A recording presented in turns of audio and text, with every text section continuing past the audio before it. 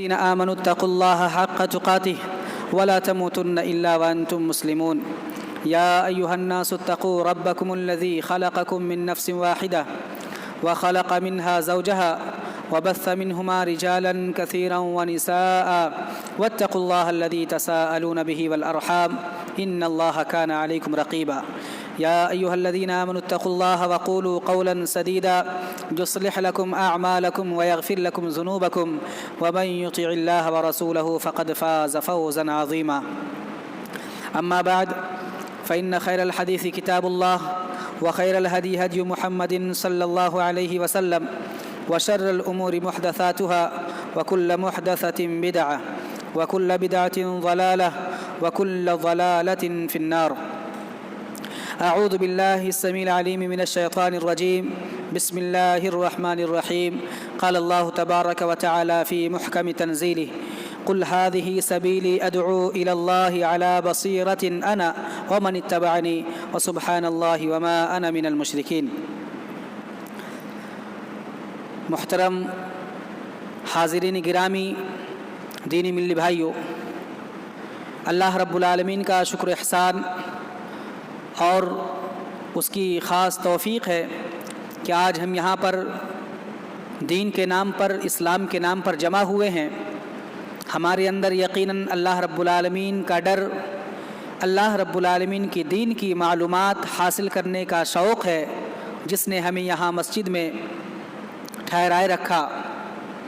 اللہ رب العالمین ہمارے اس شوق اور جذبے کو باقی رکھے اور ہمیں اس کا بہترین صلہ عطا فرمائے.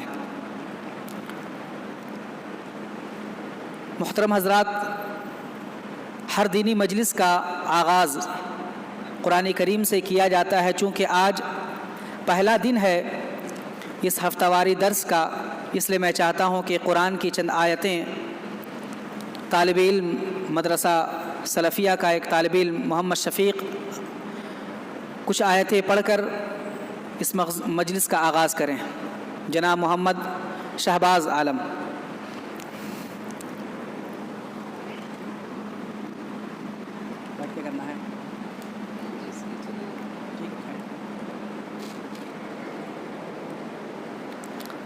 السلام علیکم ورحمۃ اللہ وبرکاتہ.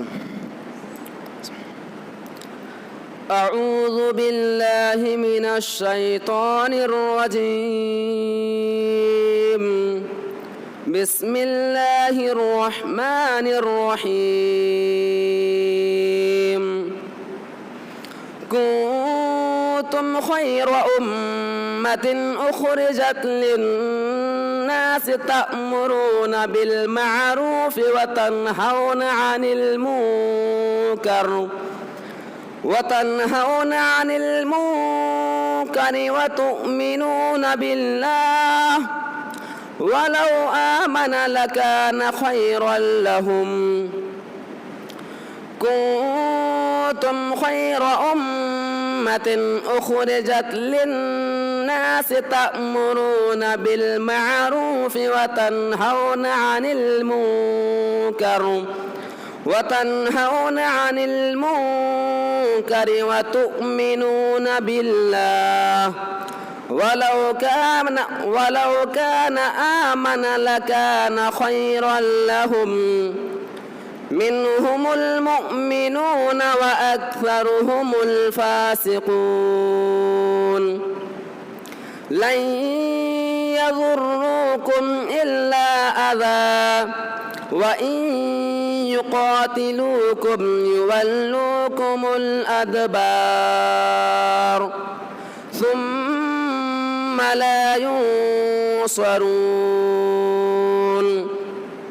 ضربت عليهم الذلة أينما ثقفوا إلا بحبل من الله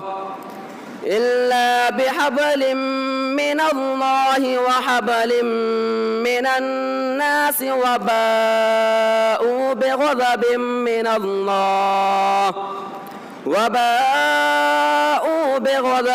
من الله وضربت عليهم المسكنة.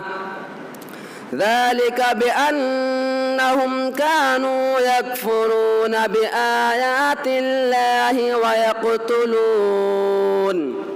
ويقتلون الأنبياء بغير حق ذلك بما عصوا وكانوا يعتدون. السلام عليكم.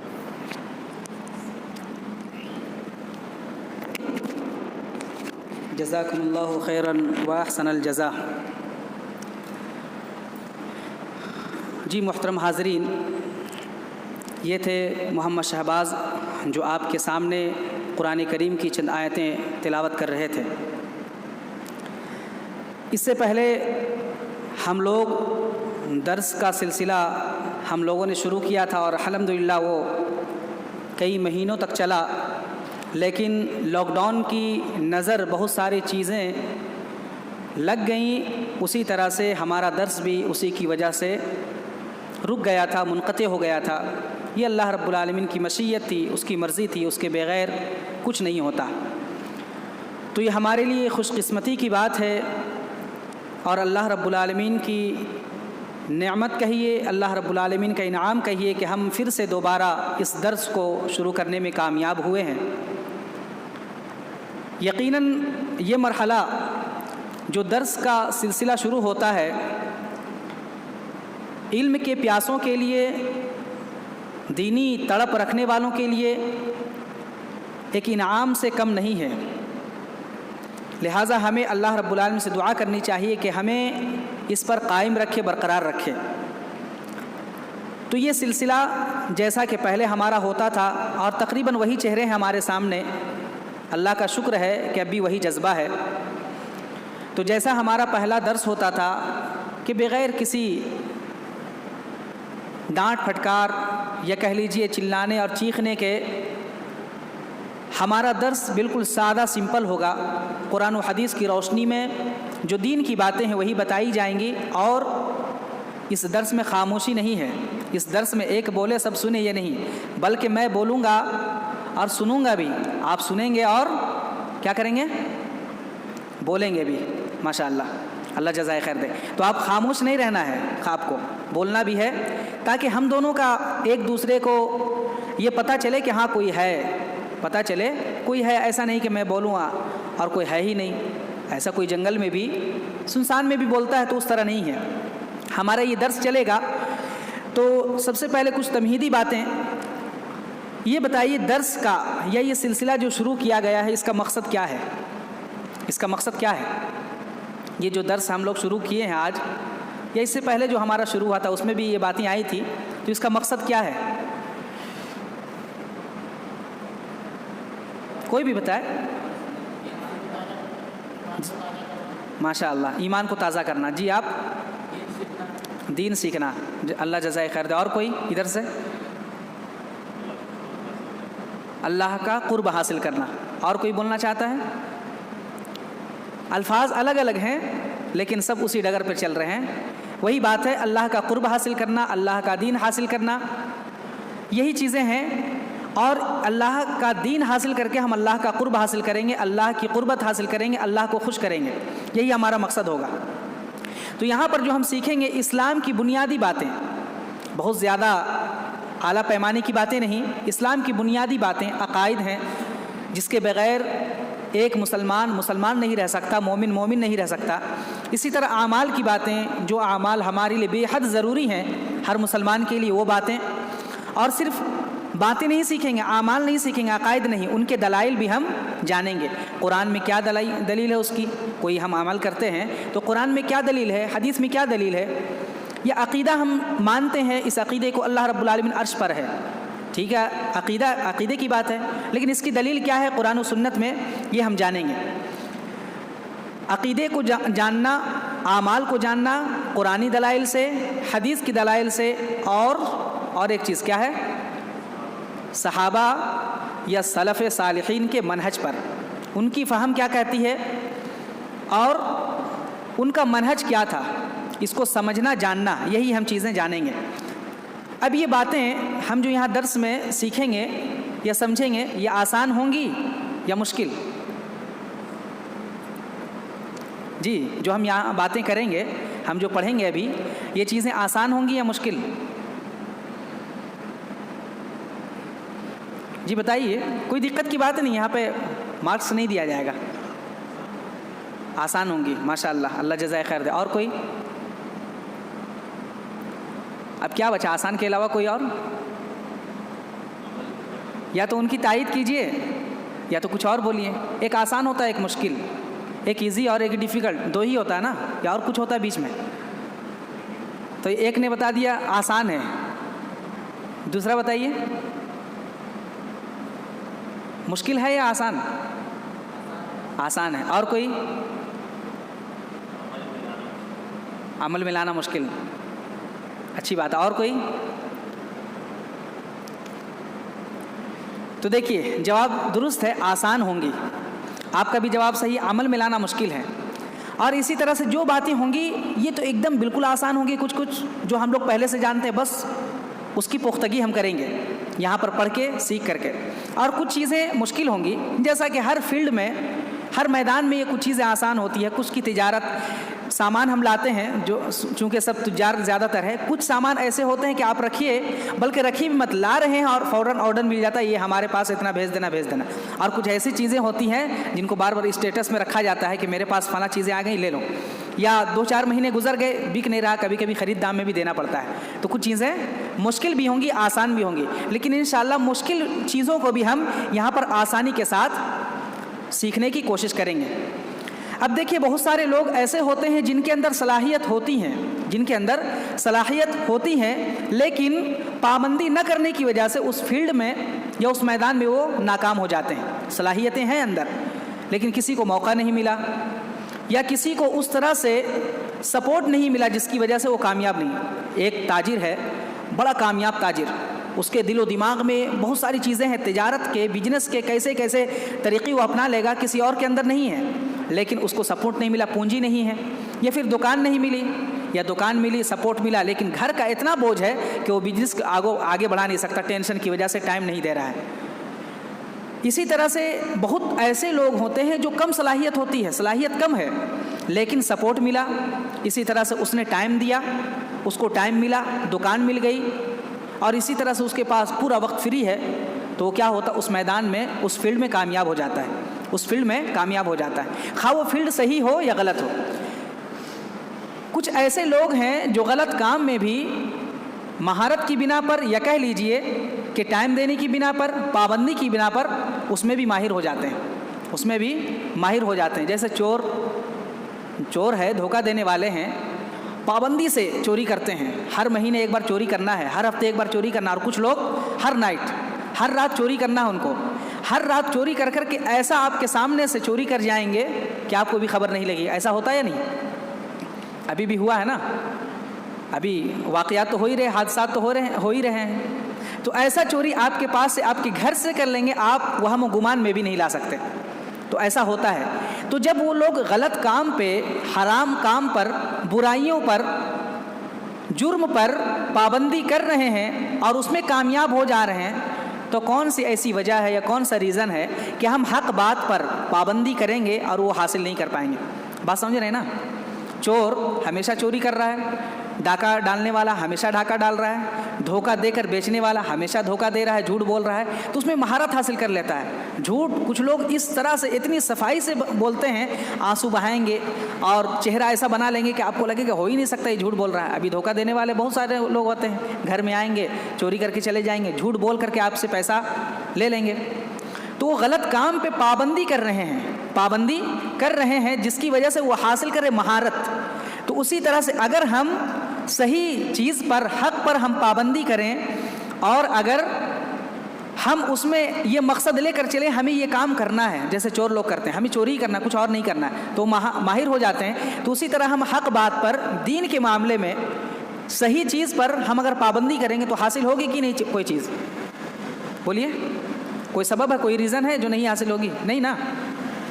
تو دیکھیے ہم یہ جو اتوار، ہر اتوار کو، ہر دن نہیں رکھا گیا ہے، صرف اتوار کو، یہ اتوار کو پروگرام ہوگا اور انشاءاللہ آپ لوگ جب چاہیں گے آدھا گھنٹہ بولیں گے تو آدھا گھنٹہ، 40 منٹ تو 40 منٹ، 45 منٹ آپ کے اوپر ہے. آپ لوگ جب بولیں گے، جیسا مشورہ دیں گے، جیسا سجیسٹ کریں گے، انشاءاللہ اسی کے تحت ہم لوگ چلیں گے. تو اس میں کبھی تبدیلی بھی ہو سکتی ہے، کسی اتوار کو پروگرام نہیں ہوا، یا ہو سکتا ہے اتوار کے بجائے منگل کو ہو گیا یا اور کسی وجہ سے. تو اتوار کو صرف ہوگا. یہ آپ کو ذہن میں بٹھا لینا ہے کہ ہم اتوار کو اس وقت ٹائم دیں گے، جیسے چور کا وقت ہوتا ہے، اس وقت اسے نیند نہیں آئے گی، اس وقت کوئی اور کام کرے گا ہی نہیں. تو اسی طرح سے ہمیں اتوار کے دن یہ مائنڈ سیٹ کر کے رکھنا ہے کہ عشاء کے بعد ہمیں اتنے ٹائم تک بالکل اپنا جزوی، جس طرح کوئی اور کام کرتے اسی طرح سے کھانا پینا جیسے ہے اس طرح سوچ کر کے ہم اتوار کو اس ٹائم کو آنا ہی ہے. کوئی بھی کام ہو، کہیں بھی جانا ہو، ہمیں پہنچ جانا ہے.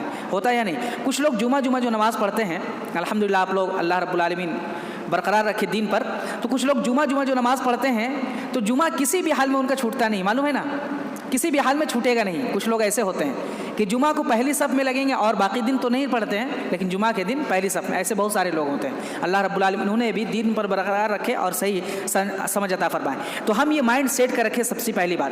دوسری بات، اس کے جو فوائد ہیں، اس کی جو اہمیت ہے اس کو سمجھیں. ہم ہر اتوار کو صرف آپ کو 40 منٹ، 45 منٹ یا آدھا گھنٹہ دینا ہے. اس سے کیا فائدہ ہوگا آپ کو؟ انشاءاللہ 1 مہینہ 1.5 مہینے کے اندر آپ کو معلوم چل جائے گا. یا جو لوگ درس میں بیٹھتے تھے اس کے بہت سارے ڈاؤٹس کلیئر ہو گئے ہیں. جو لوگ درس میں بیٹھے تھے 2-3 مہینے ہم لوگوں کا جو درس چلا تھا، الحمدللہ بہت سارے لوگ اس میں آ بھی رہے تھے. جو لوگ 1-2 بار بیٹھ کے وہ اٹھنا نہیں چاہتے تھے، کیونکہ انہوں نے یہ سوچ رکھا تھا ہمیں جو سکھائی جائے گی قرآن سنت کی باتیں، ہمیں ان سے محبت کرنا ہے اور ہمیں یہ وقت دینا ہے پابندی سے. اور الحمدللہ بہت سارے ایسے نوجوان تھے، بہت سارے ایسے ہمارے بزرگ تھے، بالکل درس چھوڑتے ہی نہیں تھے. تو الحمدللہ وہ انہوں نے سیکھا. اب دوسرا عمل کرنا، تو عمل کرنے کا ثواب الگ ہے، سیکھنے کا ثواب الگ ہے. اس سے پہلے چونکہ سیکھنے اور سکھانے پر بہت ساری حدیثیں آپ کے سامنے پیش کر دی گئی. اب دیکھیے ہم یہاں پر جو جمع ہوئے ہیں، کیا پڑھیں گے؟ کیا پڑھیں گے؟ ایک کتاب مقرر کی گئی ہے نا. اس سے پہلے ہم لوگ پڑھتے تھے الدروس المحمہ لعامۃ الامہ، امت مسلمہ کے لیے اہم اسباق. تو وہ آن لائن چلنے لگا ہے، اس لیے اس کو ہم چھوڑ کر کے، چونکہ وہ بھی کتاب چل رہی، اس لیے یہاں پر دوسری کتاب ہم پڑھیں گے، اصول ثلاثہ. اصول ثلاثہ، اصول ثلاثہ کا معنی کوئی بتا سکتا ہے؟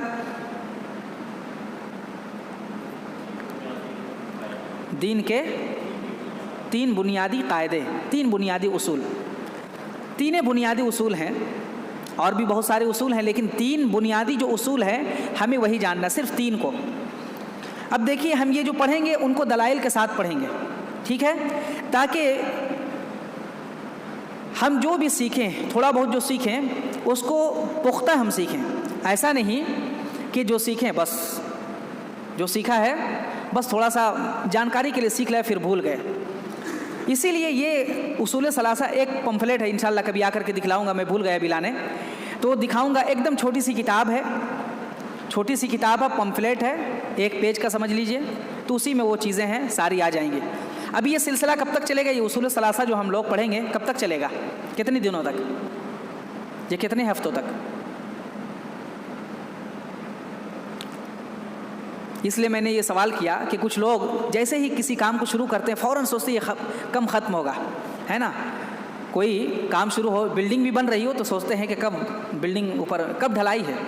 لوگ پوچھتے ہیں نا، ابھی بیم نیچے ڈلایا ہے اور پوچھتے ہیں کہ کب یہ ہوگا، ڈھلائی کب ہوگی، مسجد کی ڈھلائی کب ہونے والی ہے، اچھا وہاں یہ کام ہوگا، کب ہوگا. ایسا ہوتا ہے نا. تو اس لیے میں اس کو کلیئر کر دینا چاہتا ہوں کہ کب ختم ہوگا اس کی کوئی حد نہیں ہے. ہو سکتا ہے کہ 4 ہفتوں میں ختم ہو جائے، ہو سکتا ہے 2 مہینے میں ختم ہو جائے، ہو سکتا ہے 8 ہفتوں میں یا 3 مہینے میں ختم ہو. تو ہمیں کیا کرنا ہے؟ اس سلسلے کو باقی رکھنا ہے، اس سلسلے کو ہمیں باقی رکھنا ہے.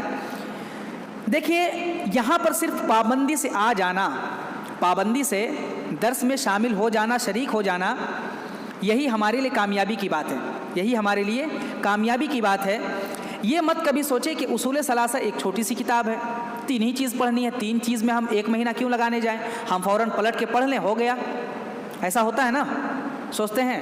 یا کبھی کبھی ایسا ہوتا ہے کہ کچھ لوگ ایک کتاب پڑھ رہے ہیں، سوچتے ہیں یہ کتاب ہٹاؤ، دوسری کتاب پڑھتے ہیں.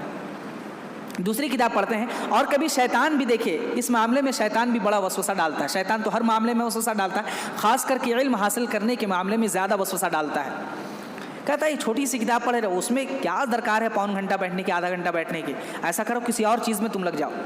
قرآن کی تفسیر پڑھ رہے ہو, قرآن کی تفسیر ٹھیک ہے, اس سے پہلے تم حدیث کا علم حاصل کر لو. لوگ حدیث کرتے رہتے ہیں. اچھا حدیث پڑھ رہے ہو, ایسا کرو معاشرے میں جو چیزیں ہیں اس معاشرے کے تعلق سے پڑھ لو. پھر کچھ دنوں کے بعد وسوسہ ڈالے گا, ایسا کرو تمہیں بزنس کرنا ہے نا, تو بزنس کے تعلق سے تھوڑا معلومات حاصل کر لو. ایسے کرتے کرتے وہ قرآن کی تفسیر سے ہٹائے گا, حدیث سے ہٹائے گا, فقہ سے ہٹائے گا, اور پھر جب تجارتی معاملے میں بزنس کے معاملے میں آپ پڑھنے لگیں گے تو کہے گا بزنس کے معاملے میں اتنا, بزنس کے تعلق سے جتنی معلومات حاصل کرنی تھی تم نے حاصل کر لیا, اب پیسہ کیسے اس کو ڈبل کرنا ہے. اب حرام چیزیں حلال چیزیں تم جان چکے ہو, لیکن اب تم ایسا کرو کسی اور چیز میں لگ جاؤ. تو کسی اور چیز میں لگنے کی وجہ سے لوگ کیا کرتے ہیں, حرام میں مبتلا ہو جاتے ہیں. قرآن کی تفسیر چھوڑی, حدیث چھوڑی, دھیرے دھیرے سب چیزیں چھوٹ جاتی ہیں. تو دیکھیے یہ مت سوچیے کہ یہاں پر ایک کتاب پڑھائی جا رہی ہے, بورنگ ہو جائیں گے ہم, بورنگ لگے گی نہیں. انشاءاللہ جتنے دن آپ آئیں گے درس میں, جتنے دن شریک ہوں گے, آپ یہ سوچ کر آئیں کہ نئی چیز ہم پڑھیں گے, نئی چیز سیکھیں گے. کیونکہ کوئی کتاب آپ پڑھیں گے دین کے تعلق سے, دینی کتاب, تو اس میں کیا ہوگا, دینی کتاب میں کیا ہوتا ہے, قرآن حدیث کے علاوہ کچھ ہوتا ہے نہیں نا. تو کوئی بھی کتاب آپ اٹھائیں گے دینی کتاب, تو اس میں قرآن کی آیات ہوں گی یا احادیث نبویہ ہوں گے, اس کے علاوہ کچھ نہیں. لیکن الگ الگ مسائل, الگ الگ احکام ہوں گے, الگ الگ باتیں ہوں گی. اسی لیے ہر دن آپ یہ سوچ کر نئی چیز ہمیں ملنے والی ہے. کوئی ایک حدیث کا ٹکڑا بھی آپ کو ملا تو نئی چیز ہے سمجھیے. اور ایک بات, کچھ لوگ ایسے ہوتے ہیں, کچھ طالب علم, کچھ اسٹوڈنٹ, کہ جو سمجھتے ہیں کہ ہم نئی نئی چیزیں دیکھیں اور زیادہ سے زیادہ پڑھ لیں. اگر ہم ایک دن میں 10 کتابیں پڑھ لیں تو زیادہ بہتر ہے. ایک چیز کو ہم پڑھ کر کے رکھ دیں, اس سے بہتر ہے اسی وقت میں ہم 1 گھنٹے میں اگر ایک کتاب پڑھتے ہیں اور 1 گھنٹے میں 10 کتاب پڑھتے ہیں تو کون سا بہتر ہے, ایک کتاب یا 10 کتاب؟ ایک کتاب, ماشاءاللہ. اور کوئی 10 کتابیں ہم پڑھ لیں گے تو ایک کتاب بہتر ہے. سرسری طور پر صرف پڑھ کر کے ایسی رکھ دینا 10 کتابیں, اس سے زیادہ بہتر ہے کہ ایک کتاب پڑھیں اور پختگی کے ساتھ حاصل کرنے کے لیے. کچھ لوگ پڑھتے ہیں تو پڑھتے ہیں صرف تکمیل کے لیے, کمپلیٹ کرنے کے لیے, کمپلیٹ کرو, ایک کتاب ہو گئی دوسری کتاب. اسی طرح کسی کو برا لگے بات, کچھ لوگ ہوتے ہیں نماز مسجد میں آتے ہیں تو جیسے ظہر کے وقت ہے, عصر کے وقت ہے, پڑھ رہے ہیں, کتنی رکعت پڑھ رہے ہیں, 12 رکعت ہم نے پڑھ لی. 12 رکعت نوافل, ہاں, کتنے وقت میں, 10 منٹ میں. 10 منٹ میں 12 رکعت ہوتا ہے نا. تو وہی 12 رکعت آپ نہ پڑھ کے صرف 2 رکعت یا ظہر سے پہلے جو 4 رکعت ہے وہی آپ پڑھ لیجئے, اس میں سکون و اطمینان کے ساتھ. تو انشاءاللہ العزیز یہ سکون و اطمینان کا آپ کو اس سے زیادہ ثواب ملے گا جو آپ 12 رکعتیں پڑھ کر جلدی جلدی حاصل کریں گے. یقین ہے نا اس پر؟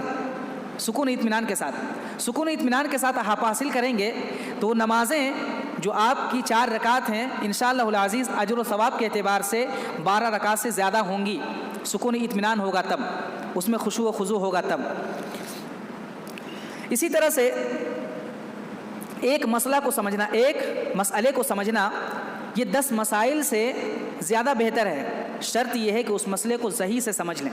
کچھ لوگ ہوتے ہیں فوراً نماز کے تعلق سے معلوم, ہاں حج کے تعلق سے معلوم کر لیں, حج کے تعلق سے معلوم. پھر اسی طرح سے رمضان جب آتا ہے تو لوگ کیا کرتے ہیں, پختگی کیوں نہیں آتی بتائیے. کچھ لوگ ایسے ہیں نا جو رمضان میں صرف دینی مسجد سے جڑے رہتے ہیں, اعتکاف ان کا چھوٹتا نہیں ہے, لیکن 10 دن کا اعتکاف وہ کیا کرتے ہیں, کبھی اس کام میں لگتا ہے, کبھی اس کام میں. 10 دن کا اعتکاف بہت بڑی چیز ہے, بہت بڑی چیز, ثواب کا کام تو ہے ہی. اس 10 دن میں اگر کوئی چاہے انسان کہ کسی ایک چیز میں پختگی حاصل کر لے, قرآن کا ترجمہ دیکھ لے, یا قرآن کی چند صورتوں کی تفسیر میں پختگی حاصل کر لے, یا حدیث کے کسی یا اعمال کے کسی عمل میں, جیسے نماز ہے, روزہ ہے, حج, زکوٰۃ ہے, کسی ایک معاملے میں جتنی حدیثیں ہیں اس پر غور کر لیں یا اس پر سرسری نگاہ پر دوڑا لیں تھوڑی تشریح کے ساتھ, تو ایک اعتکاف میں ایک مسئلہ حل ہو گیا, ایک عمل حل, دوسرے اعتکاف میں دوسرا. اس طرح 5-7 سال میں الحمدللہ وہ بہت سارے مسائل, بہت سارے اعمال میں پختگی حاصل کر لے گا. اسی طرح سے رمضان کا مسئلہ, کچھ لوگ رمضان کو خاص کر لیتے ہیں علم کے لیے, لیکن علم وہاں کیا ہوتا ہے، ایک مسئلے کو دیکھا، نماز ایسے پڑھنا ٹھیک ہے، لیکن پختگی حاصل نہیں کرتے ہیں، نہ دلائل دیکھتے ہیں، نہ ہی احادیث دیکھتے ہیں، نہ قرآن دیکھتے، کچھ نہیں دیکھتے، بس یوں ہی سرسری طور پر چلتے ہیں۔ پھر اگلے سال جب آتا ہے تو پھر وہی سوالات ہوتے ہیں نا، کچھ الگ نہیں ہوتے ہیں، گنے چنے سوالات ہوتے ہیں جو ہمیشہ رفع الیدین کرنا یا نہیں، آمین زور سے بولنا یا نہیں، سینے پر ہاتھ باندھنا یا ناف کے نیچے، یہی سوالات ہوتے ہیں۔ اگر کوئی شخص پختگی سے اور گہرائی سے کسی ایک مسئلے کو کئی دن تک پڑھے تو انشاءاللہ العزیز احادیث بھی یاد ہو جائیں گی، اعمال بھی بالکل واضح ہو جائیں گے۔ تو اسی طرح یہاں کا معاملہ ہے، یہاں کا معاملہ کیا ہے، ہمیں کمپلیٹ سے مطلب نہیں ہے، سیکھنے سے مطلب ہے، جاننے سے مطلب ہے، علم حاصل کرنا ہے، علم کو ختم نہیں کرنا ہے، ٹھیک ہے۔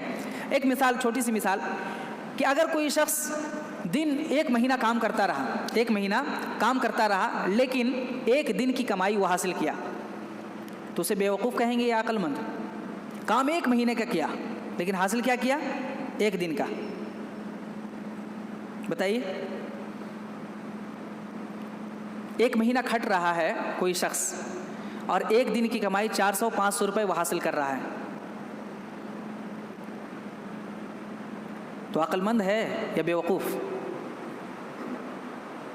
عقل مند وہ شخص ہوا نا جو 1 دن کما کر کے یا 1 دن اپنا کام، مثال کے طور پر سمجھ لیجئے 1 دن آپ نے ٹھیکہ پر دیا کسی کو کام، 1 دن کا کام ہے، وہ یہاں سے 6 فٹ جڑائی کرنی ہے، وہ کرے گا کیا؟ وہاں مان لیجئے یہ 6 فٹ جڑائی کرنے میں اس کو 100 اینٹ لگتی ہیں، 100 اینٹیں لگتی ہیں، مثال سے سمجھا رہا ہوں، 100 اینٹیں لگتی 6 فٹ میں 100 اینٹیں اس کو جوڑنا ہے۔ آپ نے ٹھیکہ پر دے دیا، کیا کیا؟ 500 روپے دیں گے، 500 روپے۔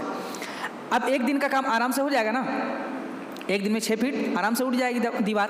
اب وہ کیا کرے گا؟ آئے گا، تھوڑا سا کھینی کھا رہا ہے، تھوڑا سا ادھر چل رہا ہے، تھوڑا سا ادھر چل رہا ہے، کیا کرنا؟ ارے یہ کام ٹھیکہ پر لیے ہوئے نا، تو 1 دن میں 10 اینٹیں جوڑا، پھر ایک دوسرے دن میں 20 30 ایسے کر کے کتنے دن لگا دیا 100 اینٹ میں؟ 1 دن میں اگر 10 جوڑتا ہے تو 100 اینٹیں جوڑنے میں کتنا دن لگائے گا؟ 10 دن، ماشاء اللہ، چلیے آپ کا حساب بہت بہتر ہے، تو 10 دن لگایا یہ جوڑنے میں۔ اگر وہ چاہتا تو 1 دن میں کر سکتا تھا نا، کمایا کتنا 10 دن لگا کر کے؟ کتنا کمایا؟ کتنا بتایا تھا؟ 500 روپے۔ اگر 1 دن میں وہ کرتا کما سکتا تھا کہ نہیں؟ لیکن اس کی پختگی نہیں تھی، پابندی نہیں تھی، کیا 1 گھنٹے کیا، پھر چلا گیا گھومنے، پھر کبھی کچھ کام کر رہا، اسی 1 دن کو اگر پختگی کے ساتھ ٹائم دے کر، پابندی سے مائنڈ سیٹ کر کے، دل میں یہ یقین کر کے ہمیں کرنا ہے، آج ہو جاتا۔ اسی طرح سے علم کا معاملہ ہے، علم کے معاملے میں آپ پختہ یقین کریں اور پختہ ارادہ کریں، عزم کریں کہ ہمیں یہ کام کرنا، ہمیں سیکھنا ہے۔ کیسے نہیں سیکھیں گے؟ اور دل میں بیٹھانا ہے، قرآنی آیات ہم سیکھیں گے، قرآنی آیات سیکھنے کے ساتھ ساتھ ہم یاد بھی کریں گے، احادیث ہم سیکھیں گے، سنیں گے اور یاد بھی کریں گے۔ تو اگر یہ یقین ہو جائے تو انشاءاللہ وہ جتنا ٹارگٹ لے کر چلے گا وہ کر لے گا۔ آج جو ہمارے نوجوان یا ہماری جو نئی نسلیں ہیں وہ کیوں کامیاب نہیں ہوتی ہیں؟ کیوں کامیاب؟ یہی مائنڈ دیکھو، اگر انجینئر، اگر میٹرک صحیح سے نمبر آیا تو اس کالج میں لے لیں گے، اگر اور اچھا آیا تو سائنس لے کر کے پڑھیں گے، اگر کچھ نہیں آیا تو آرٹس لے کے پڑھ لیں گے، ہوتا ہے نا، آرٹس لے کر پڑھیں۔ اگر اس میں اچھا نمبر آ گئے اور اچھی کامیابی ملے تو انشاءاللہ انجینئر بنیں گے، ڈاکٹر بنیں گے یا کچھ اور بن جائیں گے، اگر نہیں ہے تو پھر تو تجارت ہے ہی، ابا کی دکان ہے نا، اچھا بھائی کر رہا، بھائی کے ساتھ لگ جائیں گے، ہوتا ہے نا، کیونکہ یقین نہیں اسے، یقین جب نہیں ہے، پختہ ارادہ نہیں ہے تو وہ کام نہیں کرتا صحیح سے۔ اور وہیں پہ دیکھیے بہت سارے لوگ ایسے ہیں، بہت سارے ہمارے دوست ایسے ہیں جنہوں نے ٹارگٹ بنایا تھا، ایک دم ہدف، ٹارگٹ وہ ہے ہمیں کرنا ہے 12 سال میں، 10 سال میں، تو وہ ٹارگٹ وہ پا لیتا ہے۔ پھر یہی چیز علم کے تعلق سے ہے، 15 سال، 10 سال، 1 سال، 2 سال، اس طرح ٹارگٹ بنائیں، لیکن ٹارگٹ ایسا بھی نہ ہو کہ کوئی شخص کہے کہ میرا ابھی 10 سال ہو رہا ہے اور ابھی 5 سال میں ڈاکٹر بن جاؤں گا، 10 سال ہو رہا ہے، 5 سال میں یعنی 15 سال میں ڈاکٹر نہیں، ایسا نہیں، بلکہ جو اصول ہے، ضوابط ہے، اس کے ساتھ ساتھ اسی طرح قرآنی احادیث۔ اس لیے میں یہ ساری باتیں بتا رہا ہوں کیونکہ یہ جو ہم لوگ پڑھیں گے اصول ثلاثہ، دین کے 3 اہم اصول، 3 بنیادی اصول، تو اس میں بہت سارے دلائل قرآن سے دیے جائیں گے، کچھ احادیث سے دیے جائیں گے، کچھ صحابہ کے آثار سے، تو انہیں یاد رکھنا ہے، دل میں بیٹھانا ہے، ایسا نہیں کہ سن لیا تقریر کی طرح پھر بھول گئے۔ تو سب سے پہلی چیز 3 چیزیں میں کہوں گا، آپ سے التماس کروں گا. سب سے پہلی چیز آپ وقت کا خیال کریں. سب سے پہلی چیز وقت کا خیال کریں، وقت پہ آ جائیں. اور دوسری چیز یہ اس ارادے سے آئے کہ ہمیں حاصل کرنا ہے، علم حاصل کرنا ہے. اور تیسری چیز یہاں جب آ جائیں وقت کا بھی خیال کر کے حاصل کرنے کے ارادے سے، تو دھیان سے سنیں کہ ہمیں کیا بتایا جا رہا ہے، اس میں کیا چیزیں ایسی ہیں جو ہمیں یاد رکھنی ہیں اور کیا چیزیں جو بعد میں دہرا لینی ہیں، کیونکہ آپ دہرائیں گے بھی. 1 ہفتے کا وقت ملے گا آپ کو ایک درس کے لیے، اس لیے دہراتے بھی رہیں. اور الحمدللہ اس سے پہلے ہوا تھا، لوگ ڈسکس بھی کرتے تھے آپس میں، تو اس طرح سے آپ مذاکرہ علمیہ جس کو کہتے ہیں وہ بھی کریں. اس سے آپ پوچھیں کیا بتایا گیا تھا، گروپ میں بھی آپ لوگ کے ہیں تو پوچھیں کیا بتایا گیا تھا، اس کے تعلق سے کیا کہا گیا تھا، یا کانٹیکٹ نمبر لے لیں تو پھر پوچھ لیں تو زیادہ خوشی ہوگی اور انشاءاللہ وہ حاصل ہو جائے گا. علم غزیر جس کو بلایا تھا، پختہ علم. تو ہم یہ جو پڑھیں گے، اب آئیے آگے چلیں نا تھوڑا سا 5-10 منٹ کہ کافی ہے. چلیے، تو سب سے پہلے ہم ایک مقدمہ رکھتے ہیں، اصول ثلاثہ. اس میں بتا دیا گیا کیا مطلب ہے اس کا، کوئی اور بتائے. اصول ثلاثہ کا مفہوم کیا ہے؟ دین کے 3 اہم اصول. ٹھیک ہے، تو اس کو یہ ایک پمفلیٹ ہے، اس کے مصنف ہے کون ہے؟ کسی نے پڑھا ہو، کسی نے سنا ہو تو بتائے. شیخ محمد بن عبد الوہاب. ان کا تعارف کے محتاج نہیں ہے. شیخ محمد بن عبد الوہاب بن سلیمان التیمی، یہ ان کا نام ہوا. اسی طرح کنیت ابو الحسین ہے. ان کی ولادت 1115 ہجری میں ہوئی اور وفات 1206 میں. ابھی کتنے ہجری چل رہی ہے؟ 1443. تو یہ عوینہ میں پیدا ہوئے تھے. سعودی عرب کا جو لوگ گئے ہیں جانتے ہیں عوینہ ایک شہر ہے، مشہور شہر، تو وہاں پر ان کی پیدائش ہوئی تھی. ان کا مختصر تعارف کافی ہے. ان کا تعارف کے طور پر یہی کافی ہے کہ آج جو سعودی عرب میں مملکت التوحید جو کہلاتا ہے، سعودی عرب جو مملکت التوحید، توحید والا ملک جو کہلاتا ہے، یہ انہی کی دین ہے. اللہ رب العالمین کا فضل و کرم اور ان کی کوششوں کا نتیجہ ہے کہ آج وہ توحید کا گہوارہ ہے. وہاں کے نوجوانوں میں، وہاں کے بزرگوں میں، عورتوں میں، مردوں میں، سب میں توحید کا خزانہ پایا جاتا ہے. الگ چیز ہے، برائیاں ہیں ہر جگہ، برائیاں کہاں نہیں ہیں، کوتاہیاں کس سے نہیں ہوتی ہیں، ہر جگہ ہے. لیکن توحید جو منہج ہے ہمارا، وہ توحید وہاں پر دیکھنے کو ہمیں ملتا ہے. الحمدللہ ہم لوگ بھی قرآن و سنت کے ماننے والے ہیں، نبی کریم صلی اللہ علیہ وسلم کی اتباع کرنے والے ہیں. لیکن ہمارے اندر جو شرک کا ایک دبیز پردہ ہے، سمجھ جائیے، ہمارے اندر شرک ہر گھر میں موجود ہے. اس سے ہم انکار نہیں کر سکتے، ہر گھر میں شرک موجود ہے. وہ شرک کے آثار وہاں نہیں پائے جاتے. شیخ محمد بن عبد الوہاب رحمہ اللہ نے بہت ساری چھوٹی چھوٹی کتابیں لکھی اور انہوں نے سیاست کا بھی سہارا لیا تھا. سیاست کا بھی، توحید کی نشر و اشاعت، توحید کو پھیلانے میں سیاست کا بھی سہارا لیا تھا. اور سب کو ملا کر کے پھر انہوں نے یہ توحید کا گہوارہ اسے بنایا، مملکت التوحید. آپ جاننے والے جانتے ہیں، وہاں جب جائیں گے تو توحید کا ایک الگ سما دکھتا ہے، ایک الگ ماحول ہے. نماز کا الگ ماحول ہے. اسی طرح زکوٰۃ جو دیتے ہیں وہاں کے لوگ، اعمال میں جو تبدیلیاں آئی ہیں ان کے اندر. لیکن تعجب ہوگا، کچھ لوگ نہیں جانتے ہیں، تاریخ اگر آپ دیکھیں، ہسٹری دیکھیں تو وہاں کے لوگ کتنے زیادہ بددین ہو گئے تھے، دین سے پھر گئے تھے کہ وہ لوگ ابھی جو ہم لوگ مملکت التوحید کہتے ہیں، وہ لوگ قبروں کو پوجتے تھے، مزاریں بناتے تھے. یہاں تک کہ وہ لوگ آج کے ہمارے دور میں جو ہم کہتے ہیں ہمارے برادران وطن، دوسرے غیر مسلم جنہوں ہم کہتے ہیں، وہ کیا پوجتے ہیں؟ پتھر، درخت، یہی نا. تو کوئی تصور کر سکتا ہے کہ مسلمان یہ سب پوچھ سکتے ہیں؟ لیکن سعودی عرب میں پتھروں کو، درختوں کو بھی پوجا جاتا تھا، ان کی بھی پوجا کی جاتی تھی.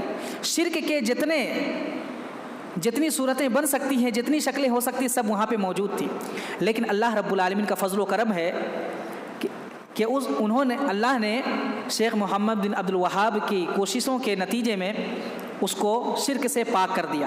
برائیاں پائی جا رہی ہیں، اللہ رب العالمین سے ہم دعا کر سکتے ہیں، کیونکہ ہم تو وہاں پر کچھ بھی نہیں کر سکتے، کچھ بھی ہم وہاں نہیں کر سکتے سوائے اللہ رب العالمین سے دعا کریں کہ اللہ رب العالمین جو کمیاں وہاں ہیں، جو ہمارے اندر کوتاہیاں، رب العالمین تمام چیزوں کو تو ختم کر دے، تمام کوتاہیوں کو تو ختم کر دے. تو یہ شیخ محمد بن عبد الوہاب کا تعارف یہی کافی ہے کہ آپ سعودی عرب کو دیکھ لیں جو توحید کا گہوارہ بن چکا ہے. دیکھیں توحید ہم لوگ ہر بار توحید کا نام لیتے ہیں، ہر کسی سے توحید سنتے ہیں، خطبہ میں توحید، درس میں توحید، تبلیغ میں توحید، دعوت میں توحید۔ توحید کیا ہے؟ یا چلیے اس سے پہلے ہم دیکھتے ہیں توحید کو جاننا کیوں ضروری ہے۔ توحید کا معنی جانتے ہیں نا؟ کیا ہے؟ کوئی معنی بتائیں مختصر۔ جی جی، قلب سے اللہ کو ماننا ہے، ٹھیک ہے۔ اور کوئی؟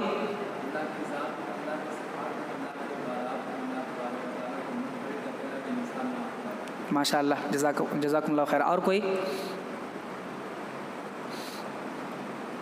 جی جواب صحیح، آپ کا بھی جواب صحیح، آپ کا بھی جواب صحیح، انہوں نے شارٹ کٹ بالکل کر دیا، قلب سے اللہ کو ماننا، اور اس میں تمام چیزیں آ جائیں گی کہ عبادت میں اور اسی طرح سے اللہ کی ربوبیت میں، اللہ کے اسماء و صفات میں، اس سے پہلے بھی بتایا جا چکا ہے، ایک ماننا، منفرد ماننا، ٹھیک ہے۔ توحید کو جاننا کیوں ضروری ہے؟ چلیے بتائیے، دو چار لوگ، کچھ بھی آپ کے جواب میں جو بھی جواب آ رہا ہے۔ دیکھیے سیکھنا ہے ہمیں نا، تو اسی طرح سے آپ کچھ بھی دماغ میں توحید سنتے ہیں تو کچھ تو ہوتا ہوگا، ذہن میں کچھ تصویر بنتی ہے نا۔ جیسے کہا جاتا پنکھا تو کیا سمجھ میں آتا ہے؟ 3 ڈائنا 4 ڈائنا گھومنے والا، سمجھ میں آتا ہے نا۔ لائٹ، ٹیوب لائٹ، کیا سمجھ، لمبا ہے جو روشنی دیتا ہے۔ کرسی کیا سمجھ میں آتا ہے؟ 4 ہے، یا ابھی تو گھومنے والی کرسی، تو چکر لگانے والی، ایک ذہن میں آتا ہے۔ تو توحید سے کیا سمجھ میں آتا ہے، یا اس کا فائدہ کیا ہے، کیوں ضروری ہے؟ جی شرک سے بچیں گے، جی ماشاء اللہ۔ اور کوئی؟ بہت خوب، اللہ جزائے خیر دے۔ اور کوئی؟ قبول نہیں کوئی عبادت، ماشاء اللہ۔ آپ کی طرف سے، آپ لوگوں کی طرف سے، جو بھی آپ کے ذہن میں ہے۔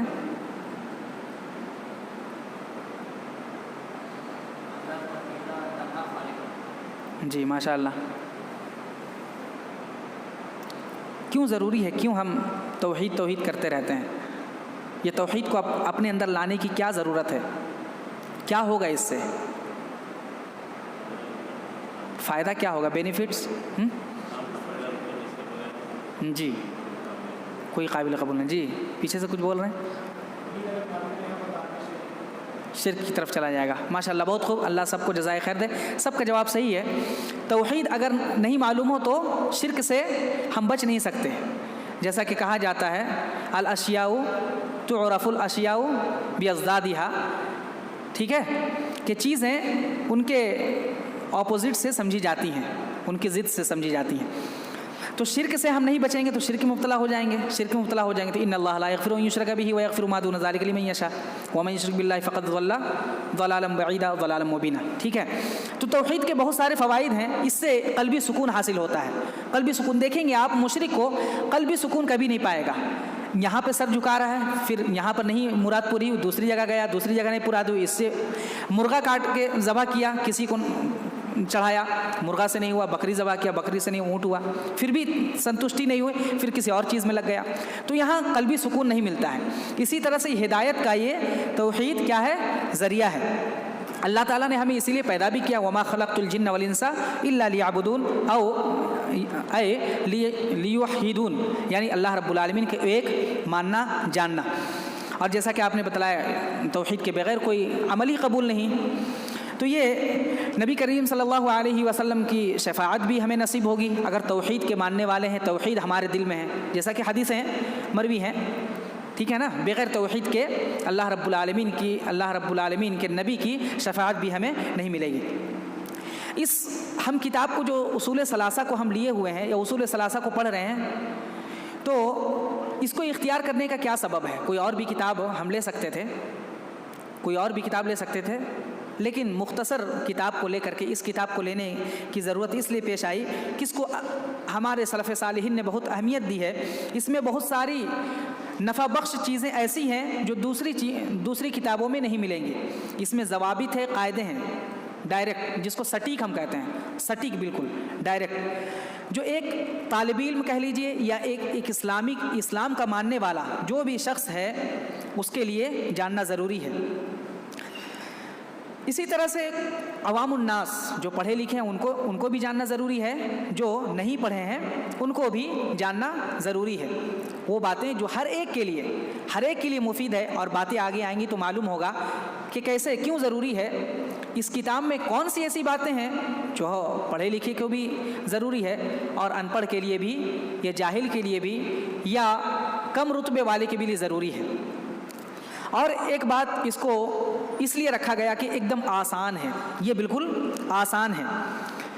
جو بھی یہ مسئلہ پیش کرتے ہیں مصنف رحمہ اللہ دلائل کی روشنی میں، ایسا نہیں کہ چھکا چوکا لگا دیا، ایسا نہیں، کوئی بھی بات اگر کہیں گے تو دلائل کے ساتھ، انشاءاللہ انہوں نے جتنے دلائل پیش کیے ہیں اس میں اور ہم اضافہ کریں گے۔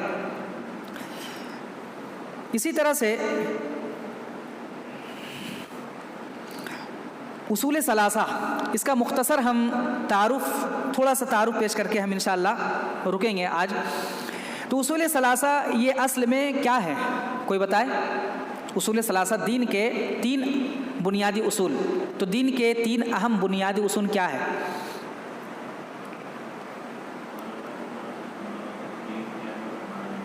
ماشاءاللہ، اور کوئی؟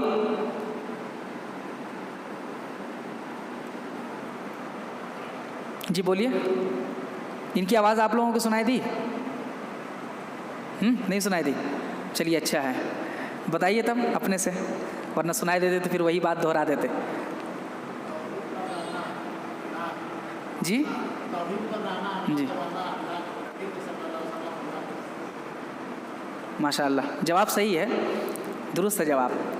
دوسرے الفاظ کے ذریعے سے اللہ رب العالمین کو ماننا، یہ کہہ لیجئے، نبی کریم صلی اللہ علیہ وسلم کی اتباع کرنا اور اپنے دین پر قائم رہنا، یہی 3 چیزیں نا۔ اچھا چلیے دوسرے طریقے سے ہم سوال کرتے ہیں، قبر میں کیا سوالات ہوں گے؟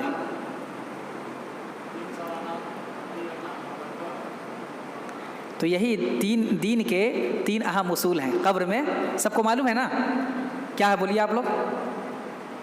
قبر میں کون سے سوالات ہوں گے، کتنے ہوں گے اور کون کون سے؟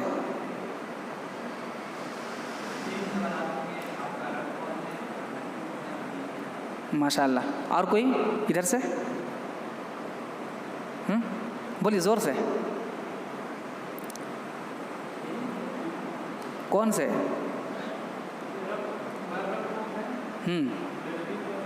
جی سب کو معلوم ہے نا؟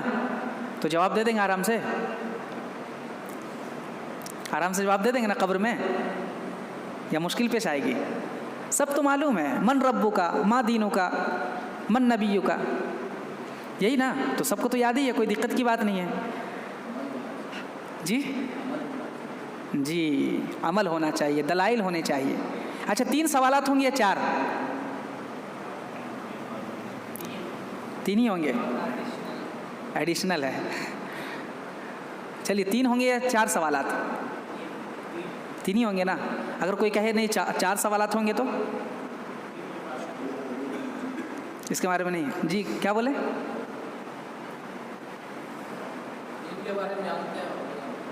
3 ہی کے بارے میں جانتے ہیں؟ جی چلیے انشاءاللہ ابھی یہ سسپینس والا ہے، سمجھیے آئندہ ہفتے ہم لوگ آئندہ درس میں انشاءاللہ اس کو ہم جاننے کی کوشش کریں گے، لیکن ہم نہیں بتائیں گے، آپ لوگوں سے جانیں گے کیا ہے اور کیوں ہے، ٹھیک ہے؟ یہ 3 سوالات سب کو یاد ہیں اور ان 3 سوالوں کے جواب سب کو وہاں پر دینا ہے۔ 3 سوالوں کے جواب سب کو دینا ہے۔ چوتھا ایڈیشنل کوئی کہہ رہے ہیں کہ نہیں 3 ہی سوالات ہوں گے۔ کچھ نے لا علمی کا اظہار کیا، بہت بڑی بات ہے کہ ہم نہیں جانتے، بہت بڑا علم ہے، ہم نہیں جانتے یہ کہہ دینا کیا ہے؟ بہت بڑا علم ہے، اس کا اندازہ بھی نہیں کیا جا سکتا ہے، بہت بڑا علم ہے۔ تو یہ ہم انشاءاللہ اگلے ہفتے ہم جانیں گے کہ 3 سوالات کس کے لیے، اگر چوتھا ہے تو کس کے لیے اور کیوں، اور تینوں کے جوابات کیا ہیں، تینوں کے جوابات کیا ہیں۔ انشاءاللہ ہم اگلے ہفتے آئیں گے اور پھر انشاءاللہ ہم اسے سمجھنے کی اور قریب سے گہرائی سے سمجھنے کی کوشش کریں گے۔ اللہ رب العالمین ہم تمام لوگوں کے یہاں پر بیٹھنے کو قبول فرمائے، اور ہم نے جو کچھ تھوڑی بہت ابھی سیکھا ہے علم، اسے اپنے دل میں پختہ کرنے کی ہمیں توفیق دے، اور انشاءاللہ اللہ رب العالمین ہم سب کو اس طرح سے درس میں پابندی سے حاضر ہونے کی، دھیان سے سننے کی اور اس پر عمل کرنے کے ارادے کو پختہ کرنے کی ہمیں توفیق عطا فرما۔ اللہ رب العالمین ہم تمام لوگوں کو جب تک دنیا میں زندہ رکھ، دین اسلام پر قائم و دائم رکھ، اور جب ہمارا خاتمہ ہو تو خاتمہ بالخیر، عقیدہ سلف اور منہج سلف پر ہمیں اٹھانا۔ آمین تقبل یا رب العالمین، وصلی اللہ علی خیر خلقہ محمد صلی اللہ علیہ وسلم۔ السلام علیکم ورحمۃ اللہ وبرکاتہ۔